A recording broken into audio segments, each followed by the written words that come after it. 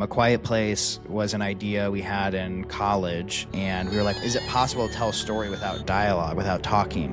What's a monologue like when you can't talk? This scene that ostensibly is like 30 pages, for us, that caused the most amount of anxiety. They read the scripts one by one. Each agency passed on representing us, and it was kind of devastating in that moment because it felt like we had kind of failed out of Hollywood. Hey, this is Scott Beck. Hey, this is Bryan Woods. We're the writers and directors of movies like Heretic, 65, Haunt, writers of A Quiet Place. And this is the Screenplayed breakdown.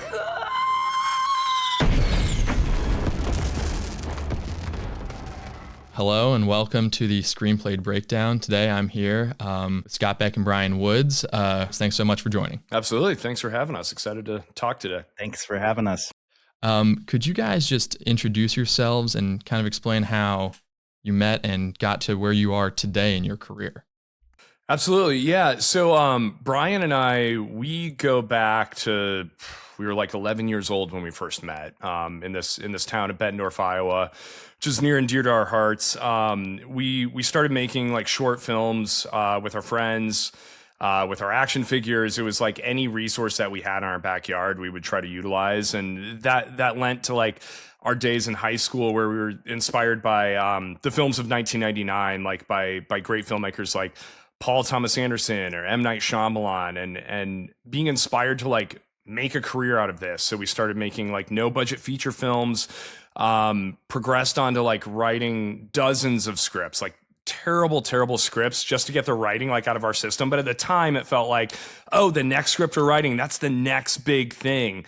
And I think we just had like our eyes dead set on like writing and directing as a career.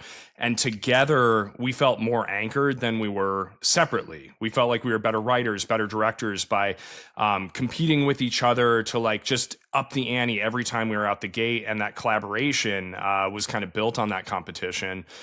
And we spent a dozen years out in LA. So much of that was like grinding, trying to get like scripts seen, trying to get movies made. And eventually like we got our foot in the door with this tiny little pilot called Spread that we did for MTV.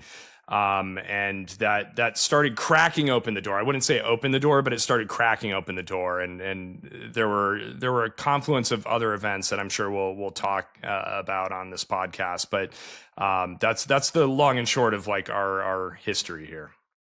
No, that's great. And I've heard in other interviews you said you were obviously writing for years, and I think the tagline was like 40 scripts before you got something sold.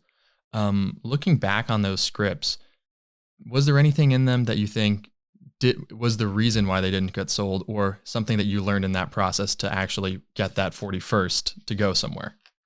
Yeah, the scripts really, when you like come down to it, they just weren't good enough, and it's really hard to see that when you're in a writing process. Even now, writing, it's hard to tell. If we're working on something now that we kind of have a deeper toolkit as writers, it's still challenging to have that kind of objectivity. And I think 40 scripts. There was a time I remember when Scott and I, through this like kind of MTV deal that Scott was describing, we had kind of been offered this very minuscule MTV thing, and we were able to leverage that opportunity into getting meetings with different agencies. And we had 3 scripts at the time that were kind of like big, high concept, blockbustery type scripts that we were really, really proud of and really confident in. And we had all these meetings across town at CAA and Gersh and ICM and all these different agencies. And we sat down with the agents, and it's kind of the dream experience where everyone, tells you everything you want to hear, like, oh, you're going to make it, and you guys are going to be so big, and we want to represent you and help you get there, and all the kind of stuff that agents sometimes tell you to get you excited and to compete to represent you. And we went back to Iowa. That was like a whirlwind trip, a week in LA. We went back to Iowa, very excited.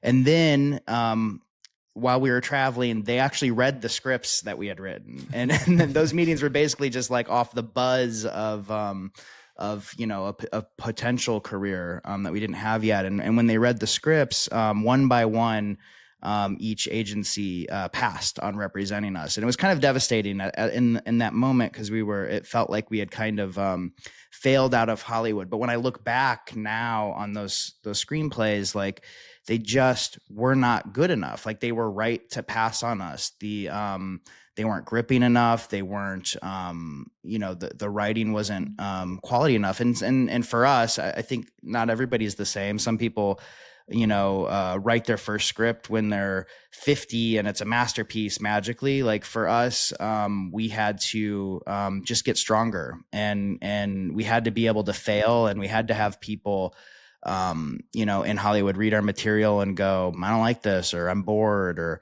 we had, people were not shy about being honest about what they thought about our writing for a long time. Even like Scott said, we were making movies in high school, and we would premiere our movies at the local IMAX for a local audience, and you could just you could feel it in the room if something wasn't working and wasn't entertaining, or wasn't emotionally resonant in the way that you thought it was. And we're pretty harsh critics of ourselves. So I think when I look back at those scripts, I see like two people trying to figure it out, and maybe a scene in this script was decent, or an idea for a movie over here was okay. But the whole package just wasn't there yet. It just took time. Just had to practice and learn and get feedback and get stronger. And in that process of getting stronger, was it that, and it's a lot of scripts to choose from, but was it that you're maybe right, like the scenes didn't have enough of a drive, the characters didn't have that clear of a want, or was it just too many issues, small, like 1,000 It was nicks? everything. Yeah, it was everything. I mean, I think there were some concepts, like I can think of each one having its own issue. Like there was one where there was a concept, and we kept pitching it as like Alexander Payne's movie Sideways meets Texas Chainsaw Massacre. And it was like the collision of those doesn't make sense. When I pitched that, in the writing, we were like, oh, it's going to be clear how we combine those two tones. And I think like a masterful screenwriter or filmmaker could do that. We just didn't have tools at the time to really coalesce that.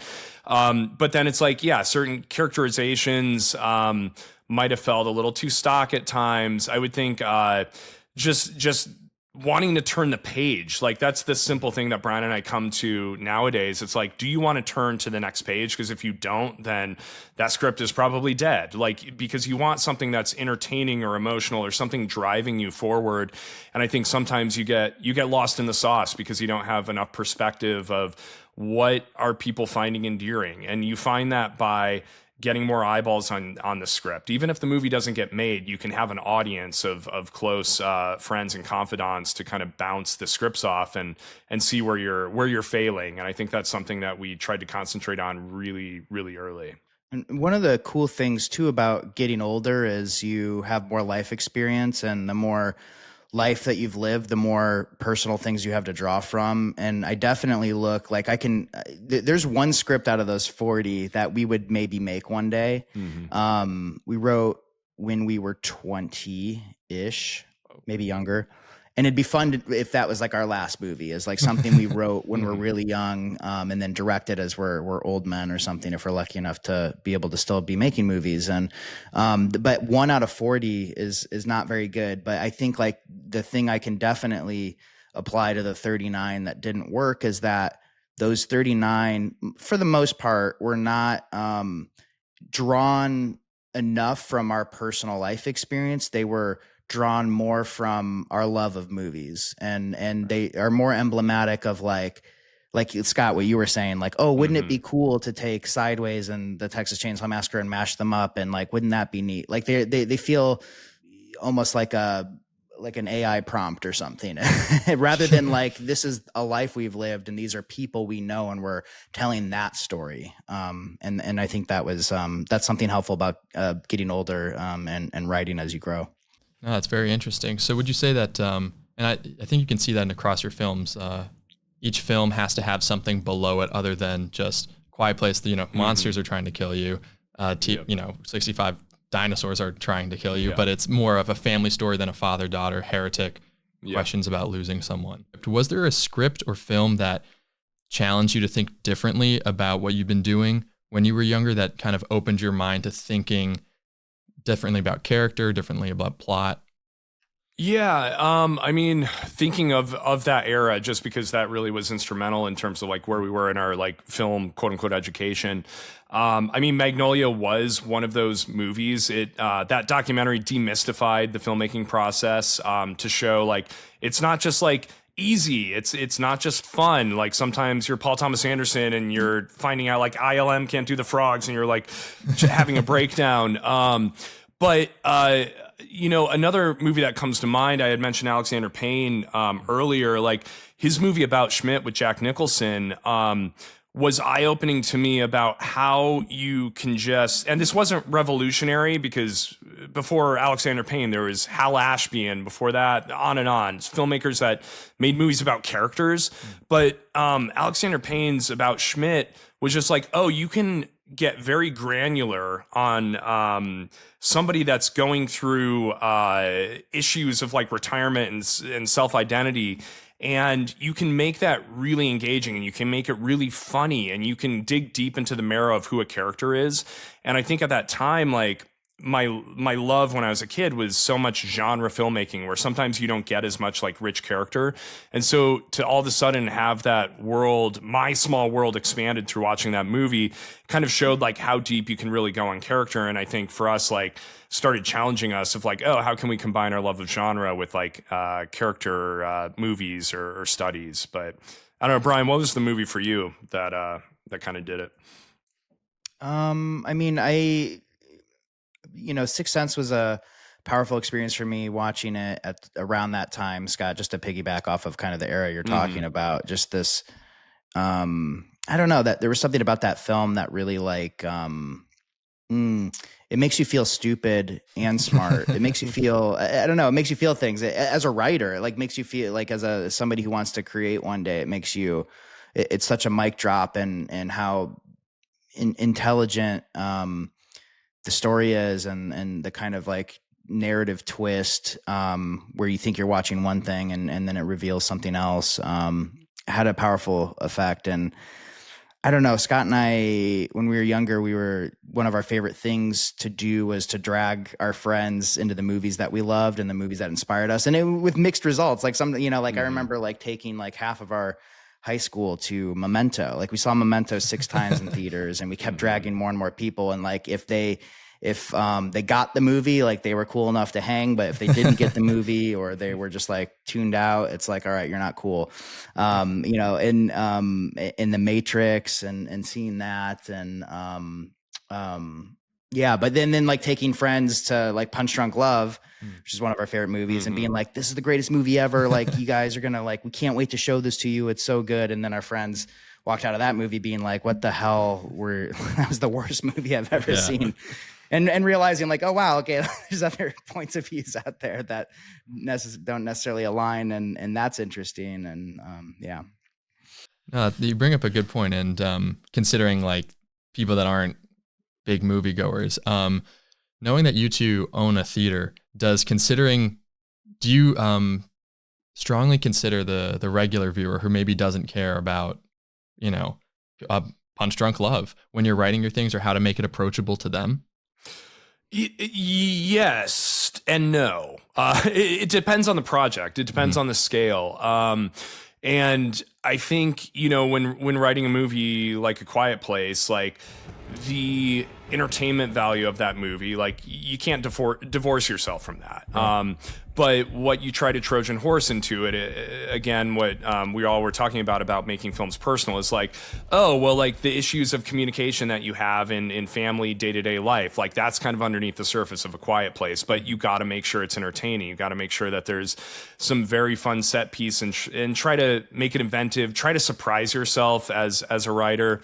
A movie like Heretic, it's like, yes, you are still thinking of the viewer. Like, again, it's the same rules apply, make it entertaining, but you might know, like, okay, the bullseye for what that movie is maybe a little smaller. And that's for numerous reasons. Like, you kind of know, oh, if we're going to have this Trojan horse, like this discourse on religion and belief and disbelief, that might not hit like the world in a monumental way, the way like an Avengers movie would hit, but you still have to make it engaging. And so I think your ideal viewer, if you put it that way, is can shift time to time. But I think we try to entertain each other. Like that's the benefit of having a co-writer, a co-director, is like you want to make sure that if Bryan's writing a passage of the movie, or I'm writing a passage of the movie, that when we hand off pages, that we're going to entertain and impress the other person. And so that's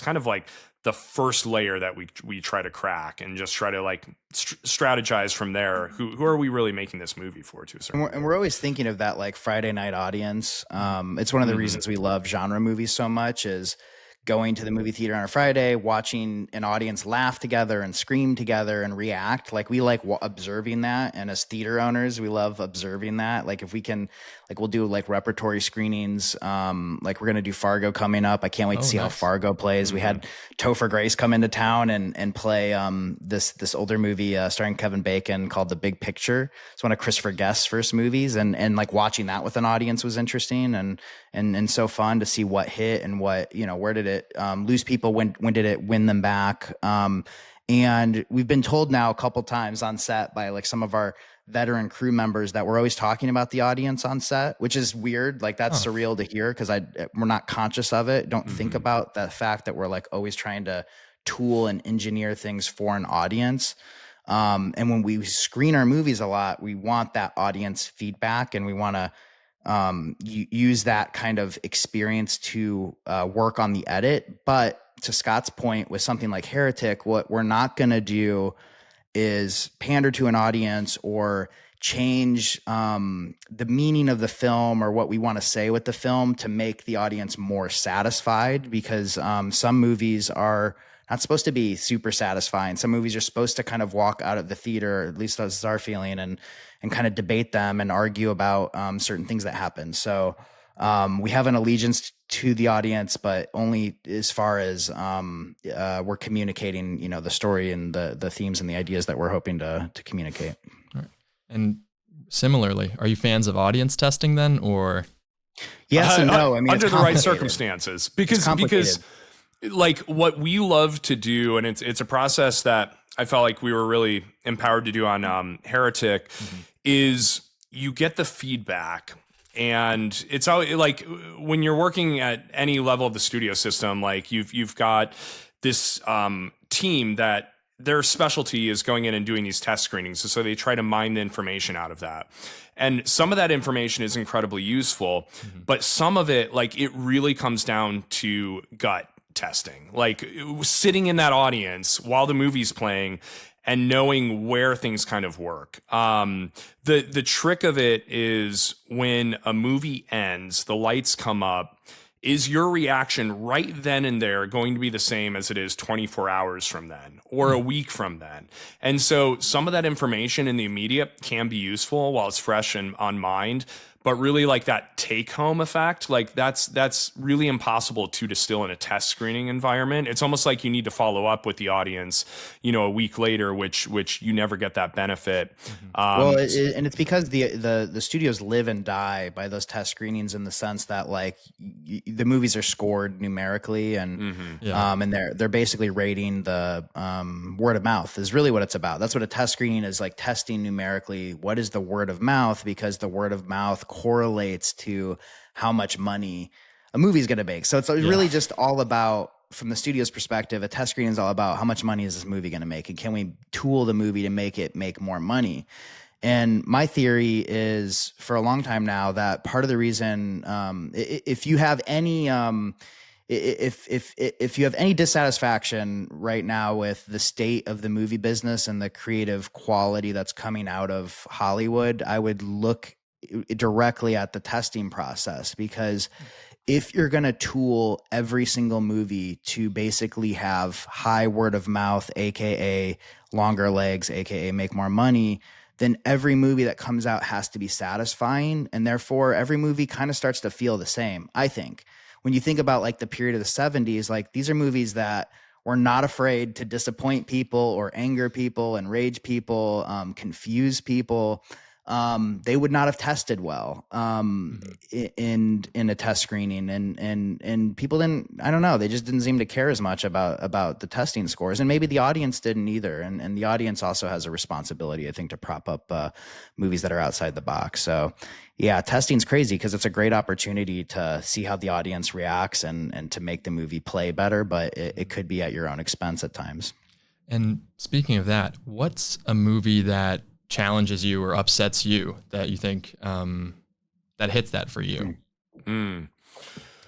That's such a good question. I mean, one that comes to mind is Darren Aronofsky's Mother that came out in like 2017. Like that, I mean, it's like a fever dream. You're trying to apply logic where you kind of just have to apply emotion while watching it. Yet that emotion, I remember watching it and I'm like, oh, this is like gut wrenching. It's kind of infuriating. It's that movie comes to mind, but I also would apply like pick any film from like David Cronenberg's filmography. That man is a masterful filmmaker.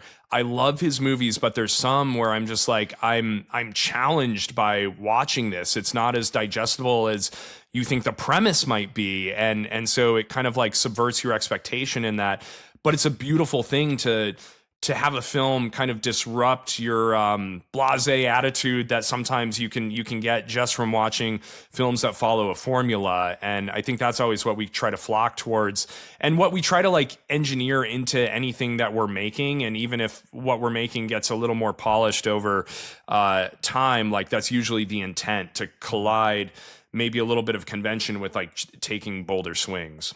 I think for me, like another movie that comes to mind is M. Night Shyamalan's Unbreakable, which might sound a little weird now because it kind of became mainstream. It kind of became this trilogy, and it kind of like really soared post Marvel and the popularity of the comic book genre. But at the time, I remember people being completely baffled by it, myself included. I mean, I loved it right out the gate, but it was such a weird movie. It was handheld before handheld was super common.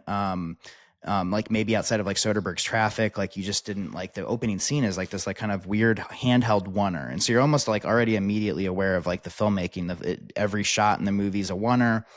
There's not very many shots in the movie. It's very kind of dour and dark and just somber. It has this like weird somber tone.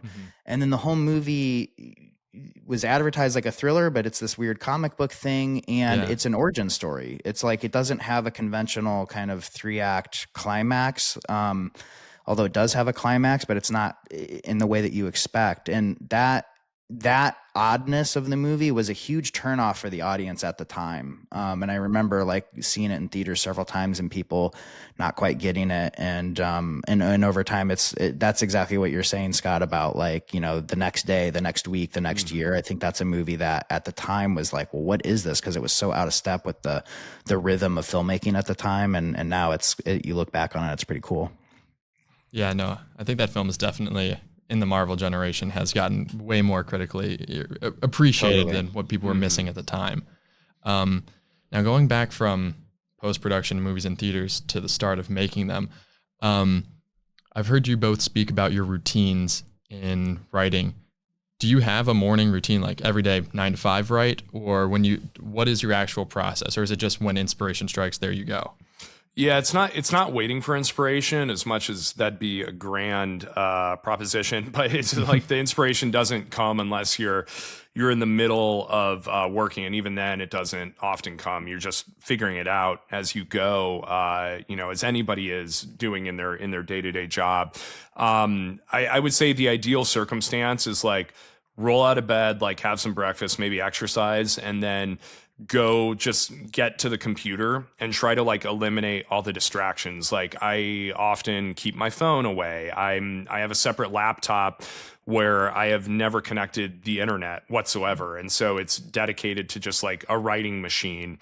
And then it's knowing like there's multitudes of success. Like, are we going to get like 5 pages today? Are we going to get half a page today? Like, never really know, but it's like just showing up is like the first thing that you really have to do, and then not waiting for inspiration whatsoever. And so some days it's like it's 8 to 12, and then the afternoon is about meetings, or maybe it's like writing scripts or something.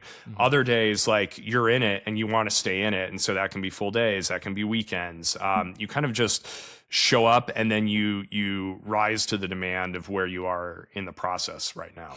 And we always try to like watch movies that are related to the thing we're doing. Not like necessarily like, oh, I'm writing a movie about blue aliens, so I need to watch Avatar. Like not literally, but like the feeling, you know, like, oh, I'm writing like a big blockbustery popcorn thing. So that night I might watch I might watch Avatar on like in 3D or something. Like Scott and I both have like home office screening rooms because we work remotely as filmmakers. So we have we're lucky to have these kind of screening rooms where we can like screen movies in a really nice environment, and like it's almost like a workspace as much as it is like a, you know, it's not like a couch and whatever. Like we're there, we can like take notes and like really analyze the films, throw on the special features, you know, listen to the commentaries to get inspired and just absorb information, and try to write when we're like really in a groove. Just try to write as much as possible. Try to eliminate distractions. It can be challenging with like meetings, just the, you know, having a theater, like you kind of get pulled into things, but a lot of those things are cinema adjacent for us, so it does fill us up and keep us inspired. I think inspiration and like having fun while you're working and enjoying it is like the number one thing. It's like too hard otherwise for us.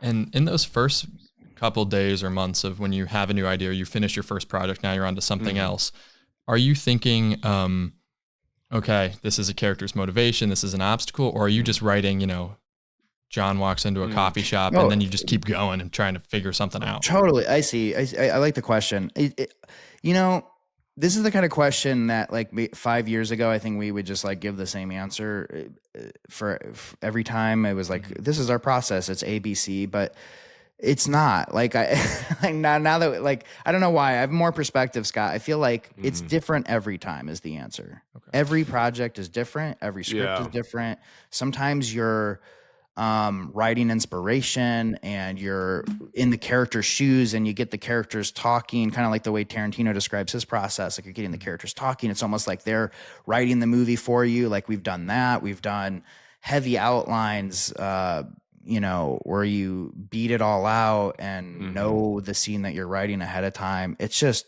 always different. And I don't know if I have a preference necessarily. The preference is like, if it's going well, then that's the preference. And if it's not going well, you kind of hate it. But it really, I don't know if like, you don't think we have like a specific I would say, I think the unifying feature is the ideas that usually come into life are ideas we've been sitting on for like a few years. Like every movie that we've been fortunate enough to get produced and made and released is basically of that nature, where like I'm sitting here next to like this notebook, and every single one of these pages is full of ideas for one of the movies that we're writing.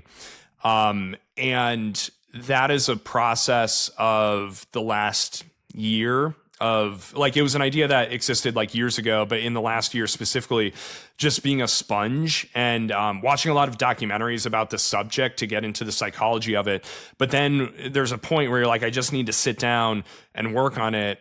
And we wrote like 40 pages of it. And then we kind of got like our feet underneath us. And then it's like, oh, wait, I think there's a better version of these first 40 pages, and kind of tossed that out and then rewrote the first 40 pages. And so I think the unifying feature really is we're collecting ideas over the years so that when it comes time to open up like final draft, you're going into the blank space, but you're not going into the like blank space. You're building it upon some sort of knowledge or some sort of sense of the world that you've accumulated. And then you really just start finding your entry point. And that may not be where the project ultimately needs to enter the story, but it gets you something on the page that you can start reacting to. And because there's two of us, that we can have a conversation about and make it better by that process of like a mind meld. There's something nice about like developing something over time. A Quiet Place was an idea we had in college. Scott and I were taking a nonverbal communications class together, and we were like, wow, it's so interesting how much people say to each other without dialogue, without talking. You can say, and we were kind of almost thinking more of it like from like a performance standpoint, like, wow, how interesting would it be to see like an actor, like what's a monologue like when you can't talk? You know, what does that look like and feel like? And we started getting excited about like, well, maybe we could do a modern day silent film. And what if it was like Alien, like there's an alien on a farm and a family, and that idea kind of, just stuck around. It always seemed like, oh, that'd be fun to do one day.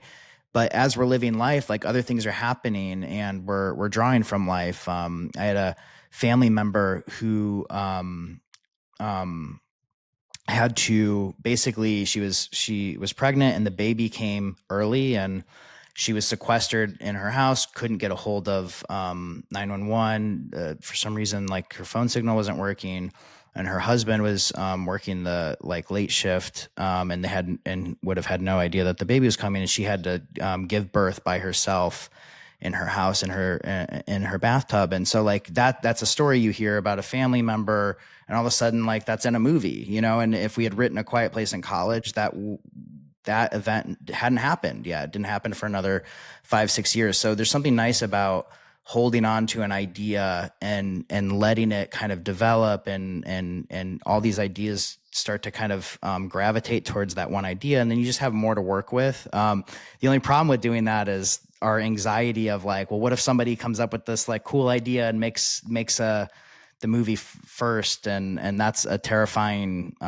prospect. But it hasn't ever happened. I don't know. Maybe we're just lucky. But I also think like maybe people's ideas are very specific, and they're not as common as we all think, and that's what's great about writing from kind of personal experience as well.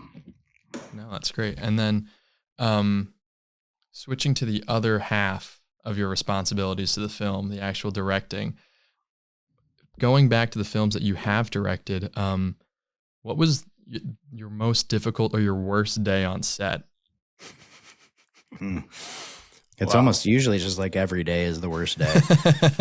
It's not a fun. I mean, what do you think? Like directing is like, wow, it's exhausting. It can be fun, and you have amazing collaborators who are helping you. Is there a day that comes to mind, Scott? I mean, there's just so many there. I don't know that I could define it as like worst, but it certainly is a place where I feel like we lost our footing, because like when you're directing, you want to have a consistent vision. You want to be reactive to what you're being presented by the actors or by your collaborators. But then sometimes you just feel like everything's hit stasis. Like you've lost your inspiration. Everyone's kind of tired because it's a draining job, both the hours and like the creative.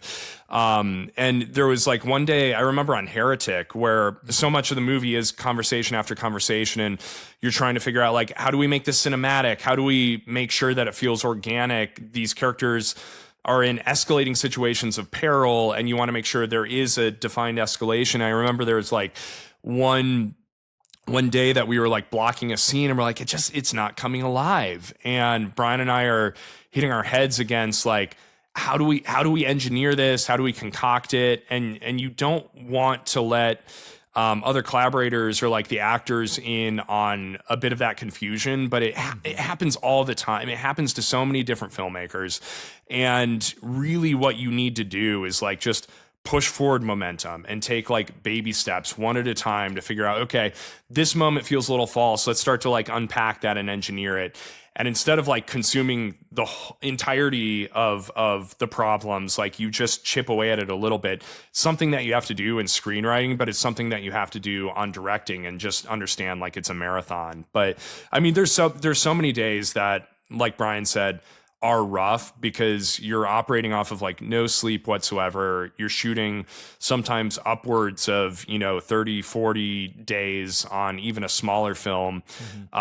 You lose your perspective at times. And so really it's about trying to like reset as much as you can on those little things that you can grab onto. One of the motivating factors about writing or directing, like getting the script finished or getting the movie finished, is that you forget about how hard it was and how awful it was, and you have this thing that you're proud of, and that you got to help create. And for anyone who's like struggling writing, like because it's like it is hard when you're like in there and you're under the hood.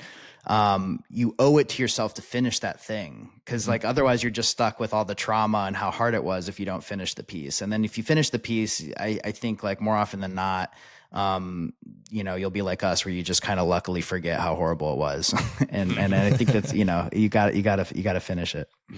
Well, I mean, and to make it a little bit happier, of all the things that you've written and shot, is there any one scene or shot even that you're most proud of? I would say like, I don't know about like proud of. I feel like we're our own harshest critics, but I think relieved maybe is the word. And it's in Heretic. It's for me, it'd be that whole sequence in the middle of the film about Monopoly and unpacking the history of that in combination with Radiohead and the Hollies and the air that I breathe. Like this scene that ostensibly is like 30 pages. And for us, that caused the most amount of anxiety. It caused this anxiety from a logistical point. Like, are we going to get Monopoly to okay this? Are we going to get Radiohead and the Hollies to okay, like the use of their history with the lawsuit? But then more than that, it's like, okay, we've got to have this performance from Hugh Grant, but then we also have to have this performance from Sophie and Chloe, who play the Mormon missionaries in there, that are listening to this, but they have to have a performance as well.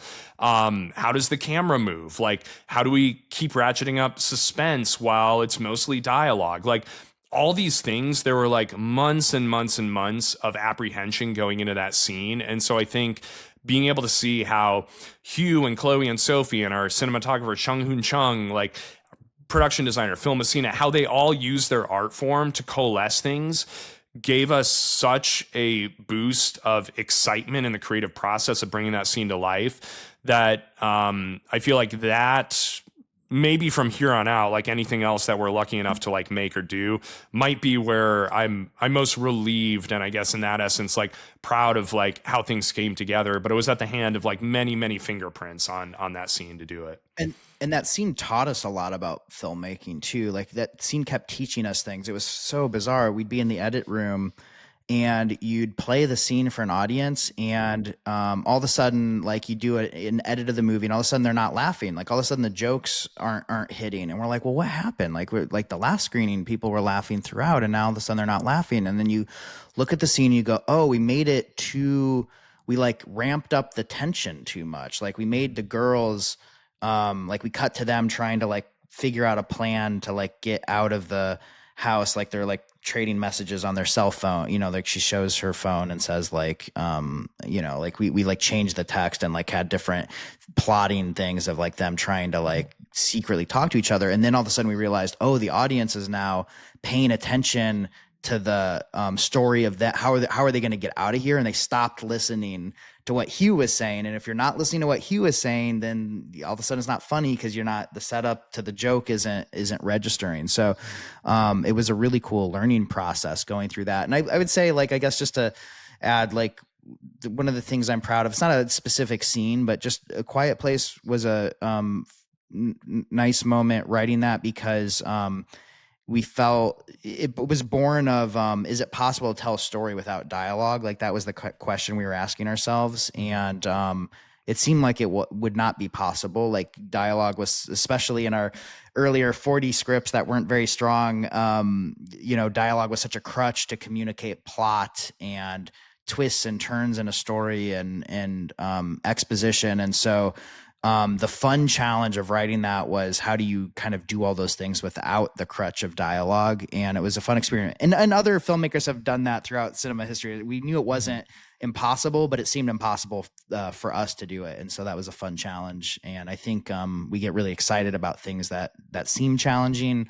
And that was a very, very fun one. And you mentioned that, the changing of the text on the phone.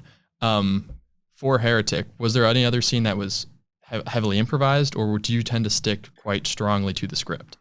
Yeah, nothing was improvised. Okay. I would say like finding little beats. Like one thing Hugh was really great at is like there's a moment where he talks about like his favorite little totem in Monopoly, and he meows. Everyone has their favorite. I shall not tell you mine.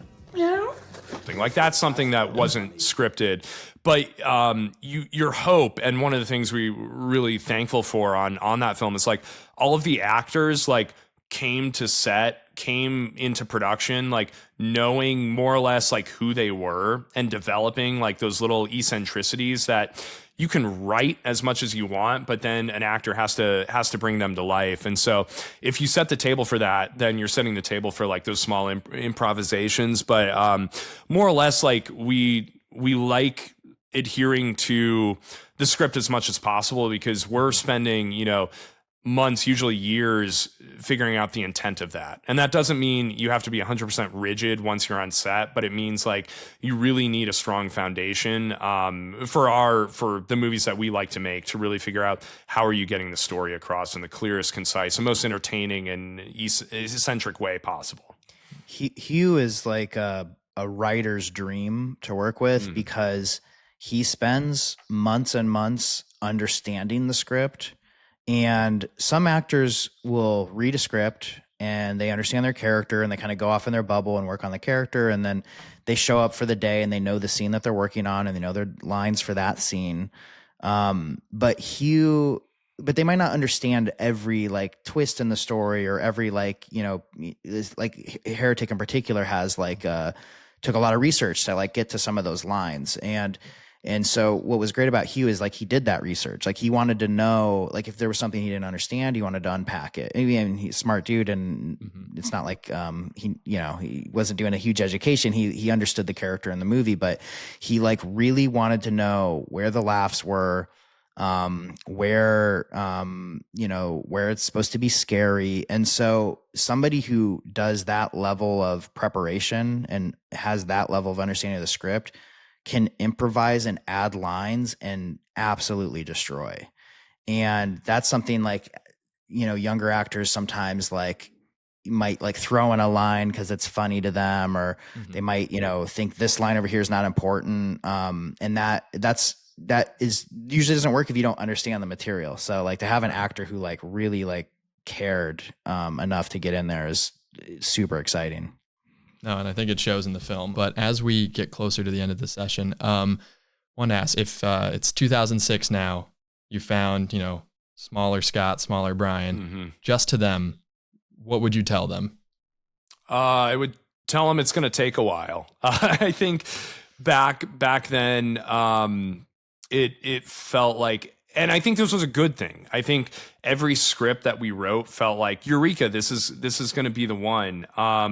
But there was so much failure that would come after. I think that's the other thing too, is like you're going to encounter a lot of failure, but that's not a deterrent. That's not a reason not to forge ahead. And if it wasn't this script that hit it might be the next one. Like having that fortitude to just like keep moving forward. Which I'm fortunate that we still had that, but I think it's a reminder even to this day that, if I'm telling 2006 Scott and Bryan this, I'm also telling 2025 Scott and Bryan this, that, it's never easy, but it's, if you're finding the fun in it, if you're finding the joy of like trying to communicate stories, that's really the most important thing. And to forge ahead, even when you're going to fail, a million more times in the future. Yeah, and I love that and totally agree. And I think if I was going to talk to us, Scott, when we were in like high school and getting excited about like, oh, maybe this could be a career, maybe this isn't just a hobby, but we're going to pursue it, I would say You don't have to get your script read by Steven Spielberg or Steven Spielberg's agent to have a career in Hollywood. What you need is the assistant to the assistant to the assistant of Steven Spielberg's agent. In other words, you need to find those people who need you and need your screenplay as much as you need them.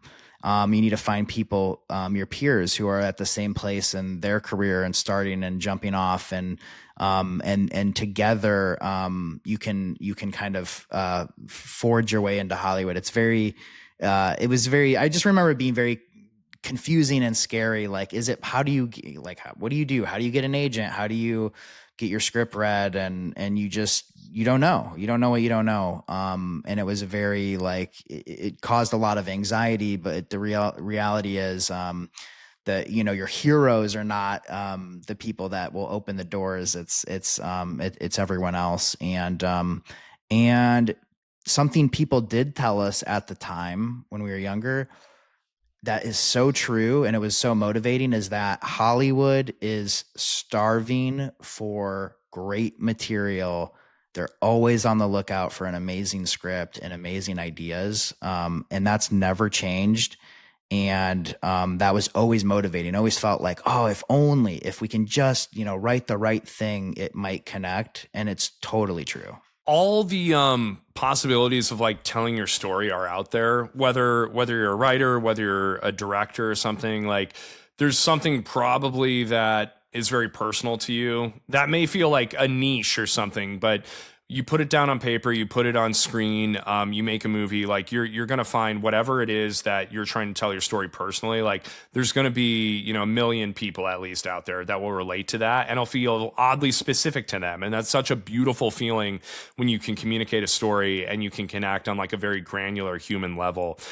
So all the opportunities are there for you to take. Like, just don't wait for the opportunities. Like, you really have to, like, just make them happen for you. And it doesn't need to be overwhelming at first. You don't need to be thinking giant picture, where is this going to end up? It's like, it's incremental steps every bit of the way of trying to get your story across, whether that's just to tell it or whether you're trying to build a career and such.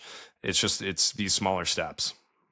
Yeah, and I can't stress, like, how important it is to just really enjoy and love the process and the art form. Like, love it and enjoy it, because it's so easy to be like, oh, this is so hard, and I think, like, the difficulty level and the high difficulty level of being a filmmaker, being an artist, is, like, that's the beautiful thing. Like, you got to really enjoy that and embrace that. That's what makes it so satisfying. I can't imagine it's very satisfying to type a prompt into a, AI video chat bot and, say Tarantino meets Cameron Crowe meets Sofia Coppola, and then it, like, does all the work for you. Like, the goal is to do the work and to love the work. And I think, like, when we were younger, we used to, it was like, oh, it's so hard. But it's like, I don't know, but we definitely love it and look for the fun and